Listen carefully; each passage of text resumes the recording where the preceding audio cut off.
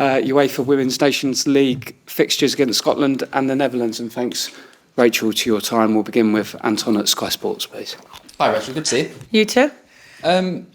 Obviously preparing for the first ever Nations League, and we'll get to England in a moment, but obviously the Nations League build-up has been dominated by the situation that's affecting Spain and their players. So I just want to get your take on the position the players are in and what they've had to deal with since that magnificent night in Sydney for them. Yeah, I've been hearing all sorts that's been going on behind the scenes with the Spanish players, but something I've not kept up closely with the last couple of days, obviously focusing on being here.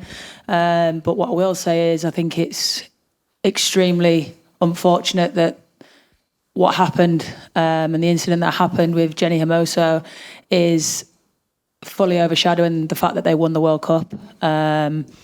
You see it on a day-to-day basis in the media and everyone's talking about that rather than how exceptional they played during the World Cup and in the final. But yeah, we as players and everyone in the female game stands with them, the Spanish players and in particular Jenny Hermoso. So hopefully it all gets resolved the right way, and yeah, we're all standing with them in solidarity, and hopefully we can kick on. Rachel, as a fellow professional, how sad is it to see that the players, what should be at the pinnacle of their career, are potentially having to withdraw their labour to make real change within the country? In fact, they shouldn't be in this position.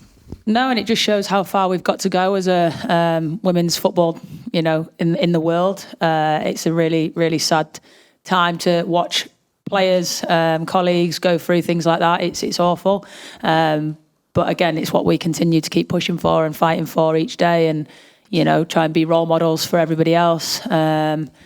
And again, yeah, it's an unfortunate situation, one that, again, I think every female player in the whole world stands with the Spanish team. So, like I said, hopefully it gets resolved soon and we don't have to go through experiences like this anymore.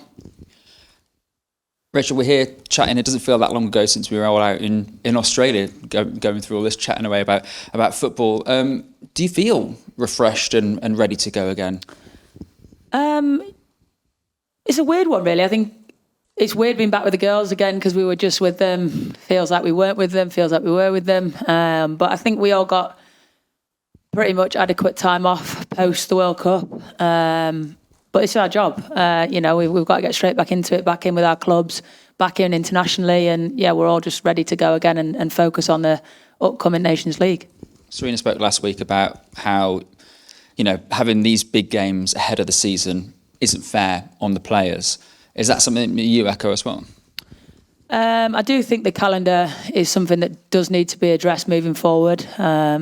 You've seen a significant amount of injuries in the past year or so, which you can only think may be a part of the calendar and the excessive amount of games that we do have during the season, especially the girls playing in Champions League as well.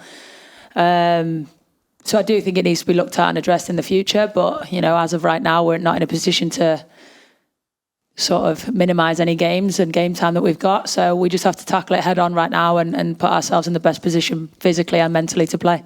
And Rachel, finally, how does it feel to be back, to be here, back at St George's Park, preparing for what will be a massive game against Scotland? Yeah, it's always great to be back with the team and obviously at this beautiful place. But yeah, we're all just ready to go now. It's a massive game, massive 2 games we've got coming up, an exciting new tournament to play in. So bring it on. Thank you. Thanks, Anton. Take questions from the floor. We'll begin with broadcasters, if there are any questions from broadcasters. We'll go to Katie Shanahan, next to your ITV. Rachel, good to see you. First of all, congratulations on being named on the shortlist for the Ballon d'Or and the FIFA Best Award. How much does it mean to be nominated for such prestigious accolades? Yeah, I mean, I don't even have words for it. It's obviously the biggest honour.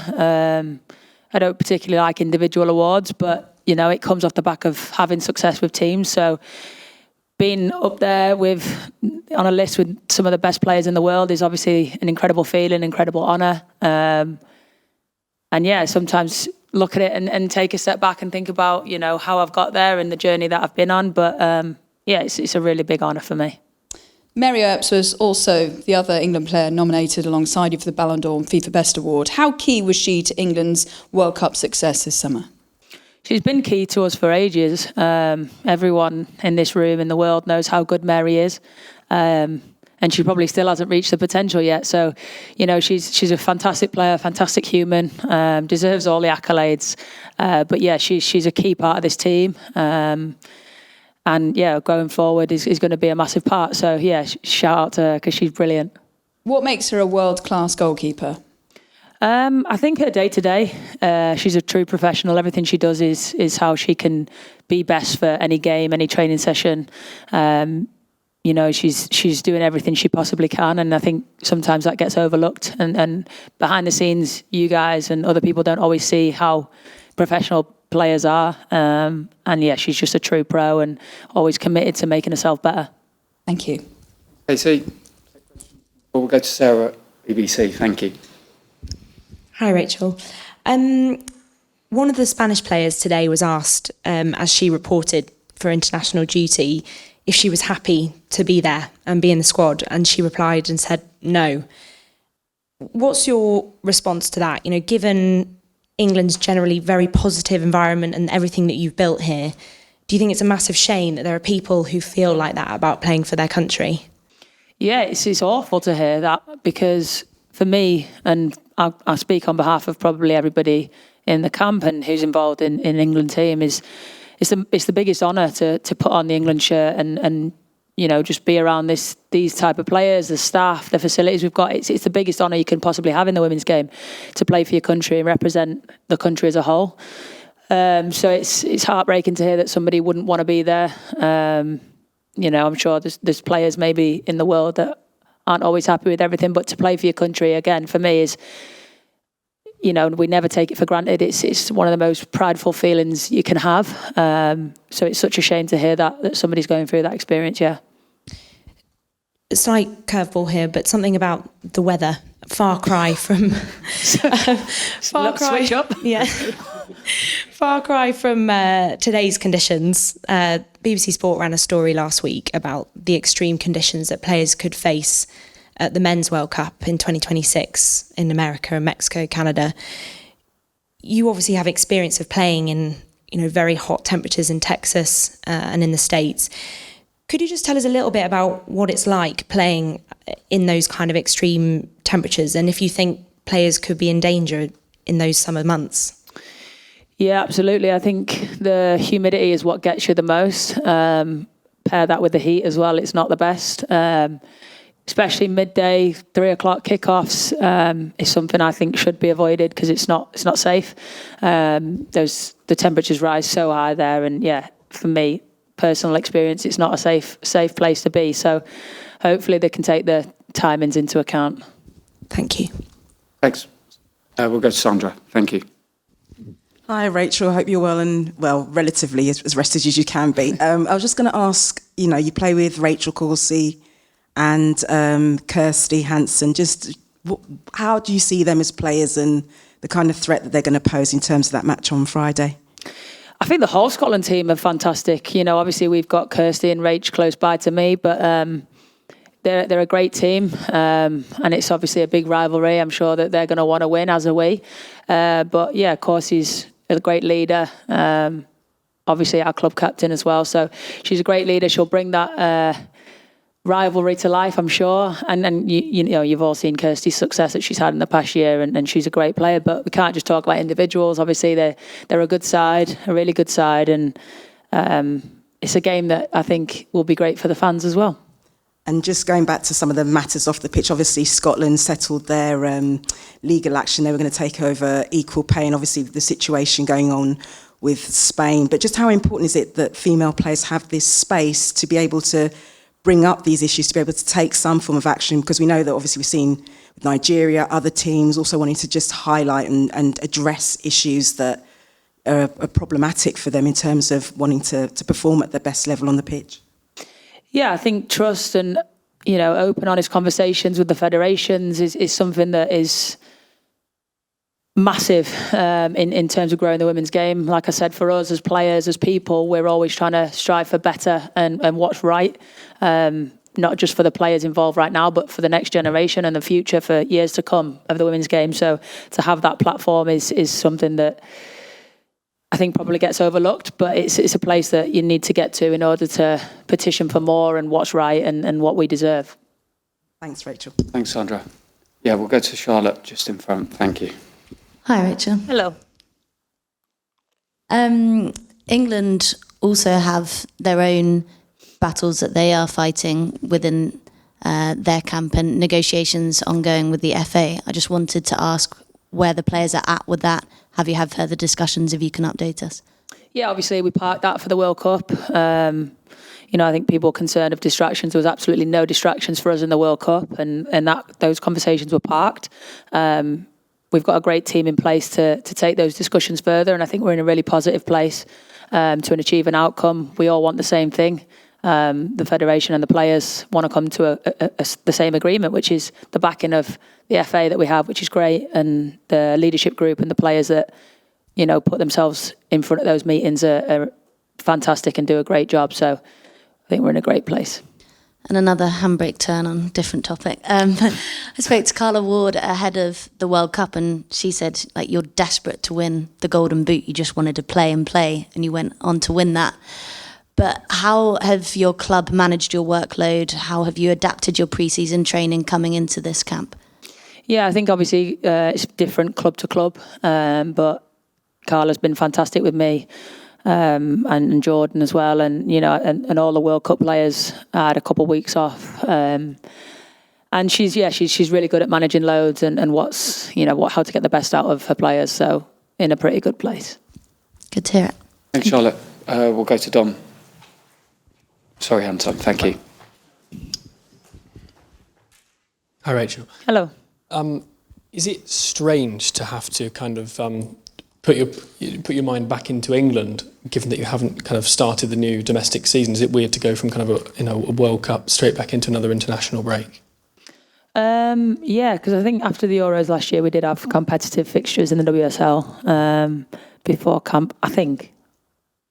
Cast my mind back to then. Slept since then.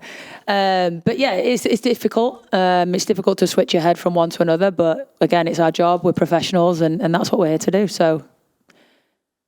And you mentioned, I think one of the first questions was about potentially the congestion of the calendar, and you said that maybe that's something that needs to be looked at.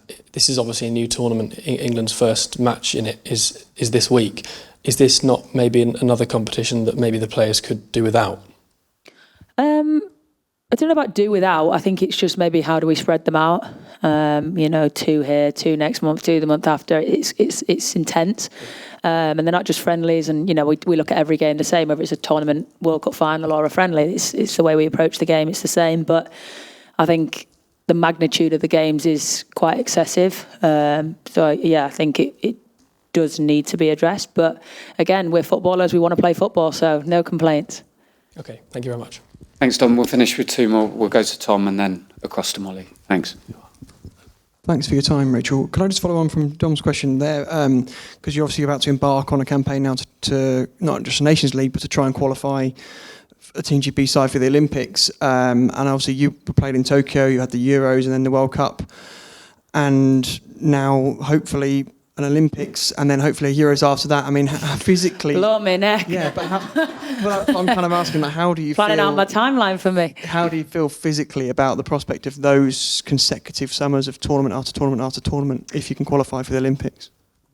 Yeah, I mean, for me, I don't look any further than what's ahead of me right now, which is the next 2 games. Of course, this tournament is to push the qualification for the Olympics, and again, I haven't thought about it the way you just laid it out, so maybe I should go away and sleep on that one. But no, I think it's intense, but that's international football, and that's a position we've put ourselves in, and that's what we want to be a part of. Like I said, it is a magnitude of games, but it's aside from international football and club football, it's how to keep our bodies healthy in the best way we can. And again, it's our job. So yeah, there's a lot to look forward to, but for me, it's just here and now and focusing on these next 2 games. Thank you. And please could I just ask one other question about the situation with Spain, because you as Lionesses quite quickly made a statement supporting them very quickly after the final, which I think the sport kind of commended you guys for. I guess I'm wondering, have you been disappointed not to see more support from them for the Spain players from the likes of FIFA and UEFA, taking more of a stance in support of the players? Because you did it very quickly, but maybe others haven't been quite so quick to follow in supporting the players. I think we just voiced them. I think everybody is in solidarity with them. We've luckily got a platform where we can announce how we feel and who we stand with and what we stand for. They know we stand with them, and I'm sure every other nation does as well. Not every nation might be politically in the best place to post something like that. But I think from the feedback we've got is that everyone stands in support and solidarity with the Spanish players. Thank you. Thanks, Tom. We'll end with Molly from the Times. Thank you. Hi, Rachel. Hi. After the Euros, we spoke to a lot of the players, and they were talking about that kind of huge emotional high that you have at a tournament and then kind of coming back and kind of going back to normal. I wonder if it's been the same this time. I know obviously you guys didn't win the World Cup, but you still made history, got all the way through the competition. What's it been like just kind of emotionally, not just as a footballer, but as a person trying to kind of get back to normal almost? I think probably the fact that it wasn't in our home country deterred a little bit of the emotion. I think it was easier in a way to come back from a country where it was and everything was faced in Australia. But, the support's been great. Bump into people in the street and say how proud they are, and it's a nice feeling. Obviously, everyone knows we're disappointed with how it turned out. But again, we've made the nation proud once again, and that's what we want to do. I think everyone deals with it a little bit different. But here we are, back at it again. Thank you. Thanks, Molly. Thanks, everyone. Thanks to you, Rachel, as well. Thank you.